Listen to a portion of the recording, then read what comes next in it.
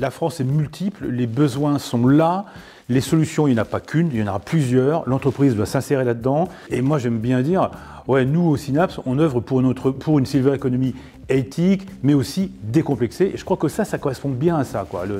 L'atelier qu'on a eu a bien correspond bien en tout cas à l'image que je me fais de la silver economy demain et à son évolution.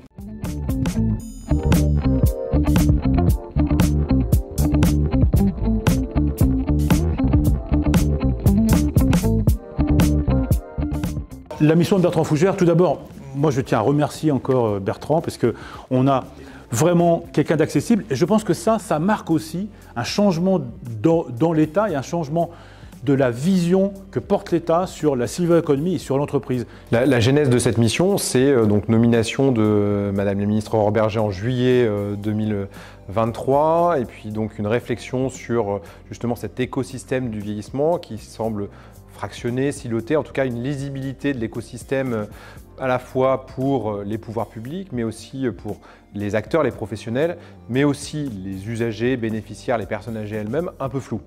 Et donc l'idée de Madame la Ministre, c'était de se dire comment on pourrait un peu remettre un petit peu tout ça à plat pour avoir une visibilité de l'ensemble des actions de l'écosystème, mais de façon très transversale, d'avoir une vision très sociétale du vieillissement, logement, culture, santé, médico-social, mais aussi le sport et bien sûr le monde entrepreneurial, le monde de la silver economy, d'avoir un peu une visibilité et une vision transversale du vieillissement.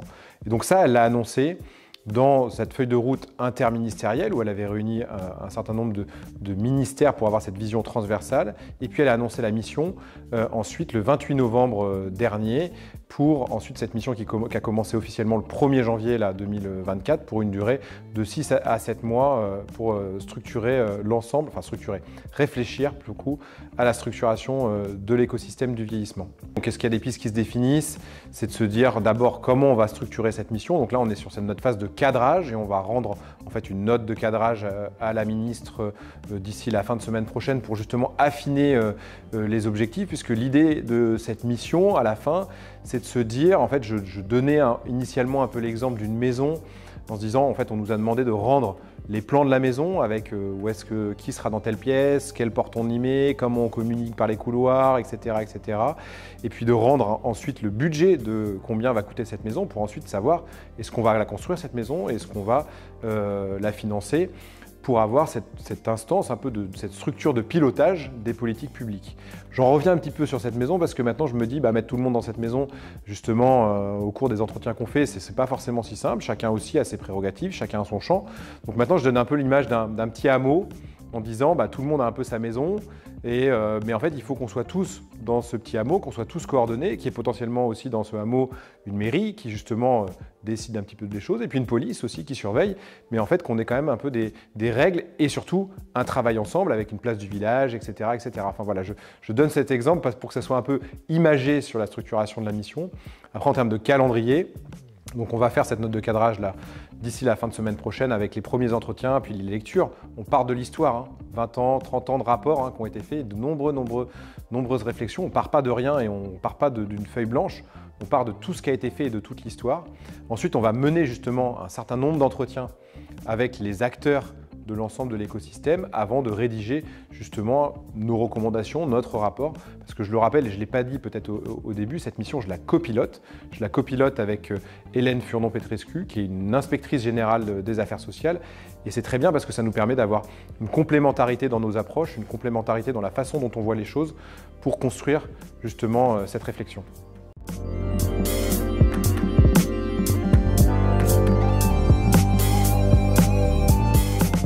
Premier élément, c'est le haut niveau des débats, pas de langue de bois, tout le monde très objectif, tout le monde bienveillant, mais par contre avec tous les participants qui croient à l'intelligence collective de l'entreprise, au rôle de l'entreprise.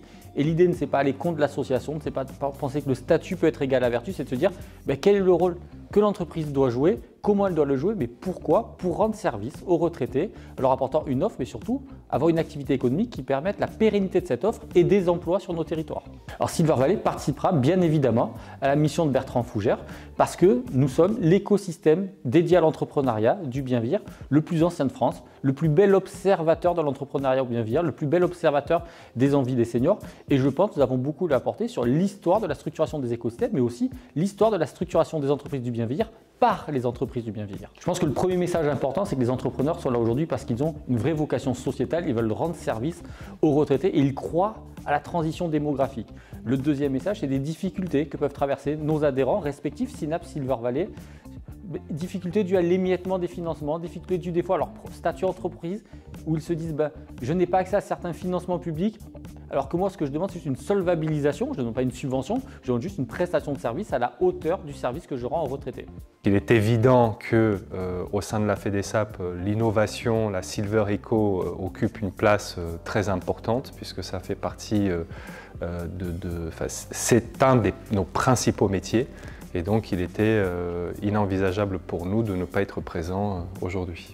L'innovation a une place clé pour la prise en charge des personnes dépendantes à domicile. Le secteur a beaucoup évolué, mais il reste plein de choses à faire.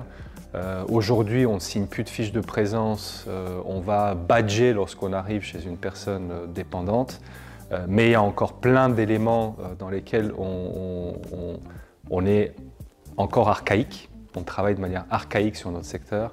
Il y a encore des gens qui reçoivent des factures papier, il y a encore des cahiers de liaison papier au domicile où on note les différents comptes rendus des interventions. Les auxiliaires de vie ne peuvent pas encore suffisamment avoir accès à toutes les informations de manière digitale. Donc, premier point important, l'innovation, oui, il y en a, mais il reste encore plein de choses à faire. Deuxième point peut-être important, la prévention et l'importance que la prévention a dans notre secteur. Malheureusement, elle n'est pas assez développée pour des problématiques à la fois culturelles, pour des problématiques peut-être également de financement, pour des problématiques de manque de communication. Ça se développe. Un exemple clé et très représentatif de ce qu'on est en train de dire, le taux de pénétration de la téléassistance en France, il est globalement à peu près 50% de ce qu'on constate au Royaume-Uni et ça démontre finalement le manque de prévention qu'on peut avoir.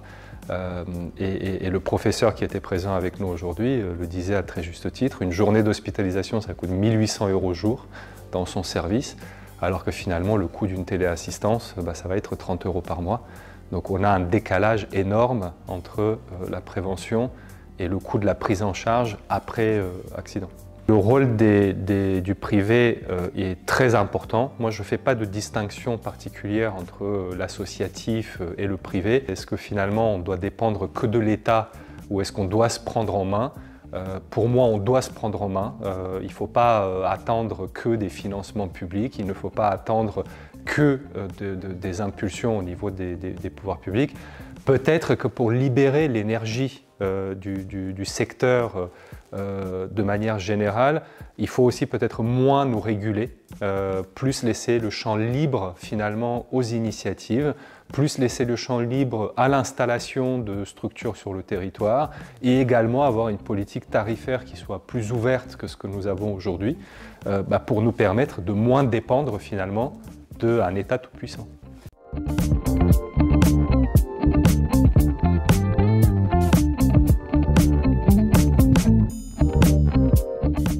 Accueillir des manifestations telles qu'aujourd'hui ce premier atelier du Synapse est quelque chose qui est très important pour Silver Innov. Nous avons un magnifique rez-de-chaussée qui est établissement recevant du public. Nous avons cette salle de conférence, des salles de réunion, des espaces qui sont ouverts sur l'extérieur. Et ça nous semble justement vraiment important d'être ce lieu de convergence, d'accueil, de manifestations dédiées à ce thème de la Silver Economy, du bien-être et du handicap.